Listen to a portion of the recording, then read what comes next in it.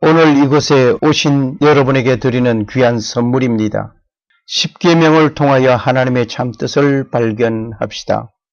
거짓말은 고의로 남을 속이는 것입니다. 거짓말은 남을 속이는 것 이외에 자기 자신을 속이는 일이 되며 자신이 속는 결과를 낳습니다. 거짓말은 남을 속이는 동시에 자신을 속이는 행위입니다. 거짓말은 다른 사람을 속이어 자신의 이익을 취하는 것입니다. 거짓말은 말뿐만 아니라 글이나 의사소통, 몸짓, 동작 등을 통하여 이루어집니다. 거짓말은 사람을 속이려는 의도로 거짓을 말하는 것입니다. 거짓말은 사람을 오류로 빠뜨리고 진실을 거슬려 말하거나 활동하는 것입니다. 거짓말은 사실과는 다른 내용을 의도적으로 표현하는 말입니다. 거짓말은 사실을 사실이라고 말하지 않는 것입니다. 거짓말은 사실이 아닌 것을 사실인 것처럼 꾸며서 하는 말입니다. 거짓말은 상대를 속이려는 의도로 표현되는 말입니다. 거짓말은 아무리 작은 것이라도 거짓말입니다. 거짓말은 악한 언어입니다. 거짓말은 알려진 진실을 다른 사람에게 전하는 구실을 하는 말을 악용하는 것입니다. 거짓말은 이웃 비인간화시키는 일입니다. 거짓말은 이웃을 죽이고 아프게 하고 불행하게 하는 것 중에 비중이 큰 죄악입니다. 거짓말은 인격을 침해하는 죄가 됩니다. 자신에 대하여서는 스스로 진실을 포기하는 행위이며 자신의 인격에 대한 자살 행위입니다. 거짓말은 인류 최초에 있었던 죄악입니다. 거짓말은 자체로 비난받아 마땅한 것입니다. 거짓말은 진실되지 못한 은행을 가리키는 말로 양심을 거역하는 것입니다.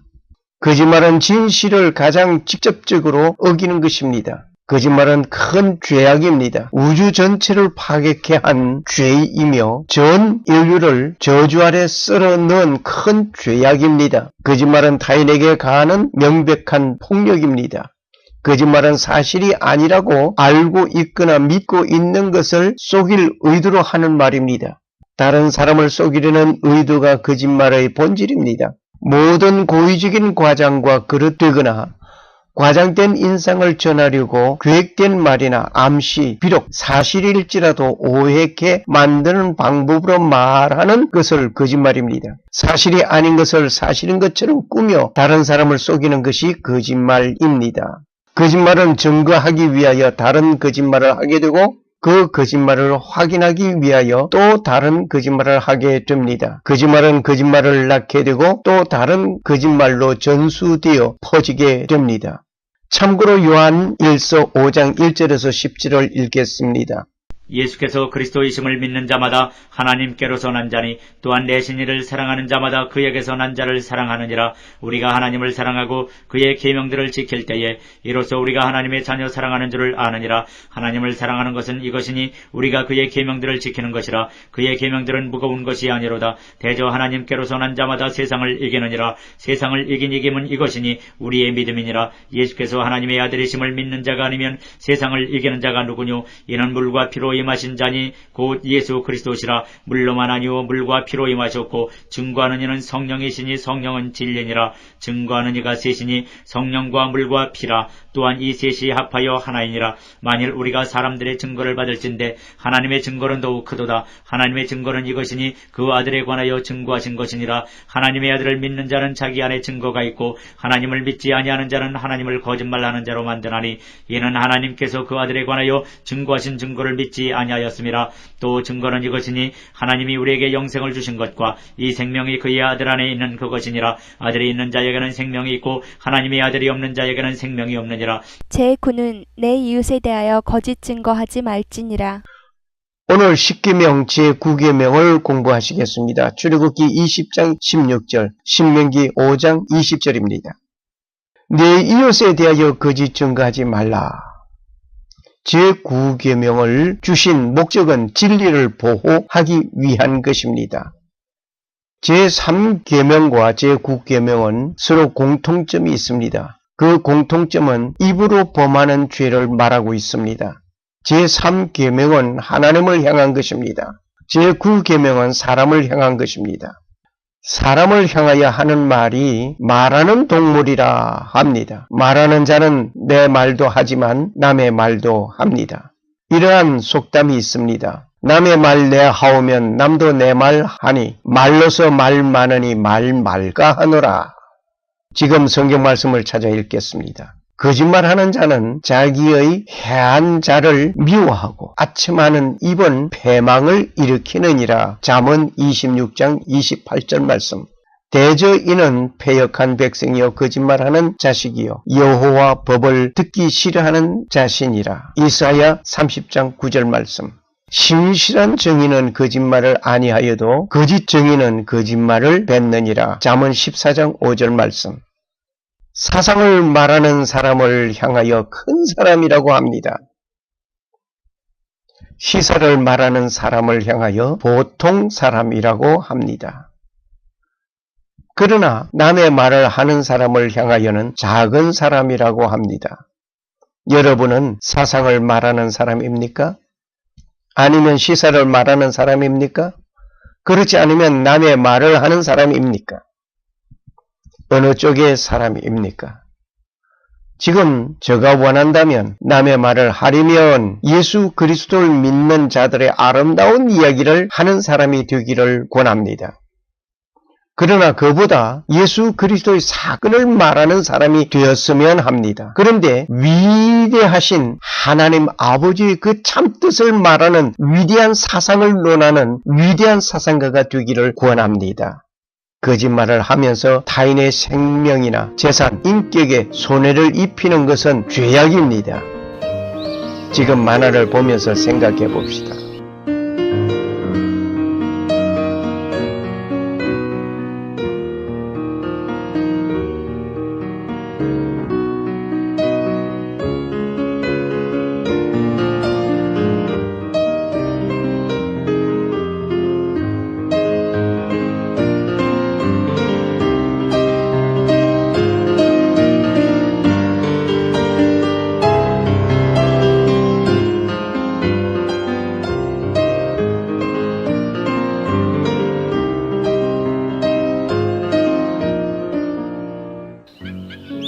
나의 말과 행동 속에서 예수님을 십자가에 못 박고 있지 않는지 우리는 깊이 생각해 봐야 할 것 같습니다.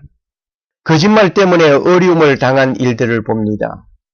보디발의 아내의 거짓 증거로 인하여 요셉이 간통 미수 죄인으로 투옥되었습니다. 이세벨의 거짓 증거로 인하여 나봇은 유업으로 이어온 경작지 포도원이 빼앗김을 당하고 인민재판에서 죽임을 당하였습니다. 예수님을 향한 거짓 증거들이 일치하지 못하여도 예수님을 십자가에 못 박아 죽이는 일이 있었습니다. 스데반 집사를 향한 거짓 증거는 역시 인민재판에서 돌에 맞아 죽임을 당하였습니다. 사도행전 7장에 보면 스데반 집사는 역사 설교를 군중 앞에서 하였습니다. 그 설교를 듣던 자들이 마음에 찔려 저를 향하여 이를 갈았습니다. 사도행전 7장 54절 말씀입니다. 양심을 속인 거짓에 의하여 죽임을 당한 스데반 집사님이었습니다. 거짓 정의는 벌을 면치 못할 것이요 거짓말을 내는 자는 망할 것이니라. 잠언 19장 9절 말씀. 사탄은 거짓말쟁이요 거짓의 아비입니다.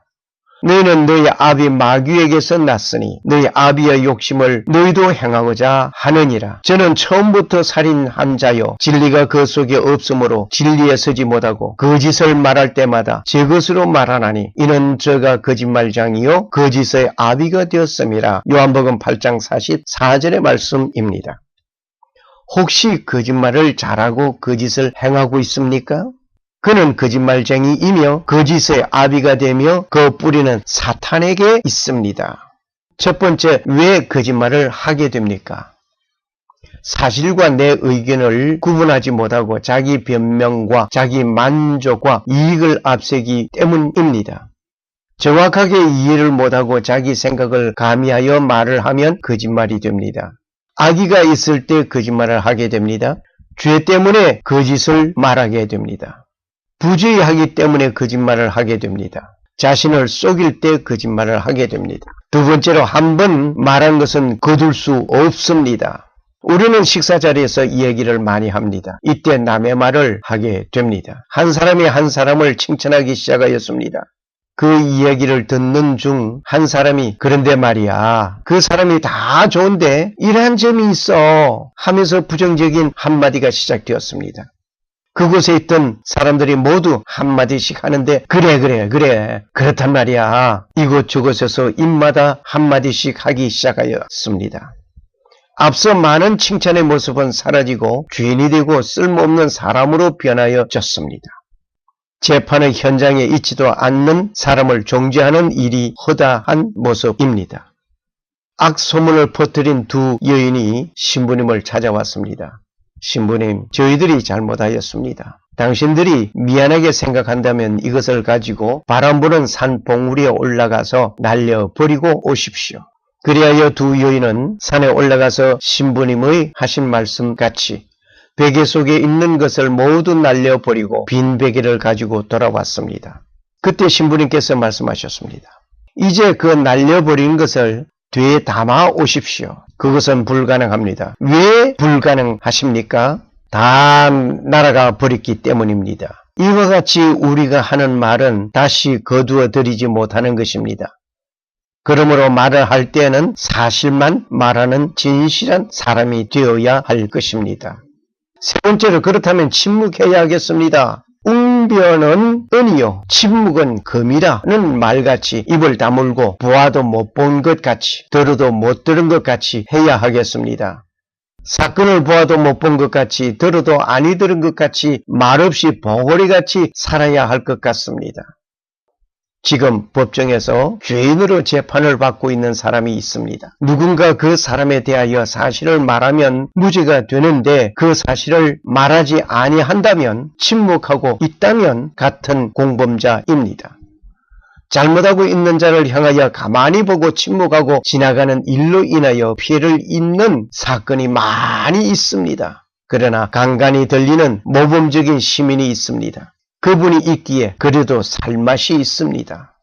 네 번째로, 진실한 자기평가를 하십시오. 자신을 과소평가하지 마십시오. 과소평가하면 겸손을 보여주는 것 같이 보입니다. 하지만 자신을 잃고 무능한 사람으로 보이게 됩니다. 신뢰성이 보이지 않습니다. 하나님께서 창조하신 창조물, 그 창조물을 전시하는 일이 됩니다. 자기 자신을 과대평가하지 마십시오. 자신을 과대평가하면 교만하게 됩니다. 하나님께서는 교만한 자를 대적하십니다. 젊은 자들아, 이와 같이 장로들에게 순종하고 다스로 겸손으로 허리를 동이라. 하나님은 교만한 자를 대적하시되 겸손한 자들에게 은혜를 주시느니라. 베드로전서 5장 5절 말씀. 교만은 패망의 선봉이요 거만한 마음은 넘어짐의 앞잡이니라. 잠언 16장 18절 말씀. 자신을 진실하게 평가하고 소개하십시오. 자신을 감추는 것은 거짓말하는 것입니다.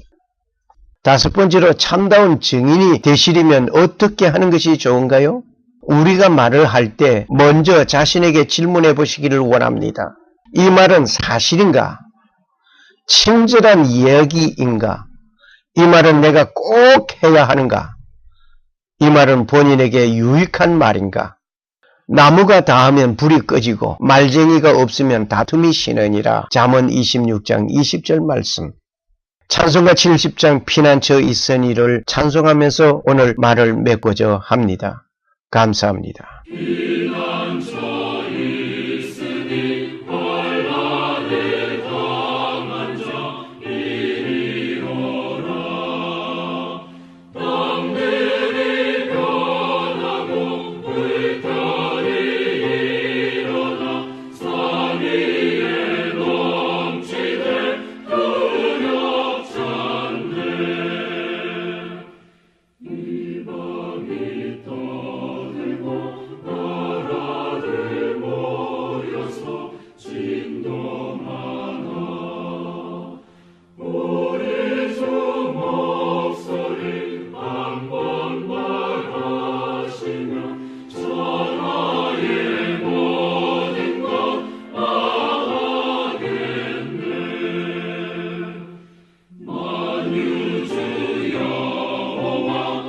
우리를 도우니 피난처